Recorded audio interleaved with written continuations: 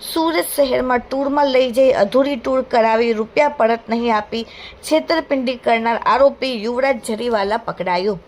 વર્ષ 2022માં 13 દિવસનો ટૂર હતો। બનારસ, અયોધ્યા, કાઠમંડુ, જનકપુરી, ગંગટોક, દાર્જિલિંગ, બગડોગરા અને મુંબઈ ફ્લાઇટમાં ટૂરમાં લઈ જઈ અને 9,46,700ની રકમ લઈ આરોપી યુવરાજ દીપક કુમાર જરીવાલા રહેવાસી ગ્લોબલ રેસિડેન્સી વીર સાવરકર ધંધો મેનેજરનો અને ભેસાણ રોડ રાંદેર સુરત વાળો ફરિયાદીને અધૂરી ટૂર કરાવી અને 5,28,000 પડાવી લીધા અને ટૂરમાં કોઈ પ્રકારની વ્યવસ્થા ન કરતા શ્રદ્ધાળુઓ છેતરાયા હોવાનો અનુભવ થતાં ચોકબજાર પોલીસમાં ગુનો નોંધવામાં આવ્યો હતો।